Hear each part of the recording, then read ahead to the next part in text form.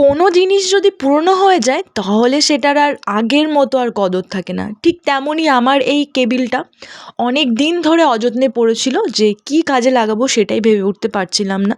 তারপরে মাথাতে আসলো যে চলো এটারই একটা নতুন রূপ দেওয়া যাক। আমার কেন জানি মনে হয় পুরনো জিনিসগুলোকে যদি আমরা নতুন করে রূপ দিই তাহলে তার রূপ আগের তুলনায় আরো হাজার গুণ বেড়ে যায়। আমার আবার কেন জানি পুরনো জিনিসপত্রের প্রতি ভীষণ মায়া, কোনোভাবেই সেগুলোকে আমি ফেলে দিতে পারি না, সব কিছুই গুছিয়ে গুছিয়ে রেখে। যদি আমার এই কাজের আইডিয়ার কথা জানতে চাও তাহলে বলবো অনেক আগে ফেসবুকে আমি একটা পিক দেখেছিলাম যেখানে কেউ একজন এত সুন্দর করেই তার কেবিলটাকে ডিজাইন করেছিল, তো সেখান থেকে আমি আইডিয়া পাই। তবে সেখানে স্পষ্ট বোঝা যাচ্ছিল না যে সেখানে ক্রুশের কি ডিজাইন সে করেছিল, তো আমার মাথাতে যা এসছে আমি সেভাবেই করেছি, যেহেতু ক্রুশ কাটার কাজ আমি টুকটাক পারি। আচ্ছা, তোমরা যদি এই পুরো কাজটার পুরো পারফেক্ট একটা টিউটোরিয়াল দেখতে চাও তাহলে অবশ্যই কমেন্ট করে জানাও, আমি অবশ্যই দেওয়ার চেষ্টা করব। আর হ্যাঁ, কাজটা কেমন লাগলো অবশ্যই তা জানিও। আর যদি প্রথমবার আমার ভিডিও দেখে থাকো তাহলে প্লিজ সাবস্ক্রাইবটা করে দিও, আমি একেবারেই নতুন ইউটিউবে। ভিডিওটা যদি ভালো লেগে থাকে তাহলে অবশ্যই একটা লাইক দিয়ে দিও।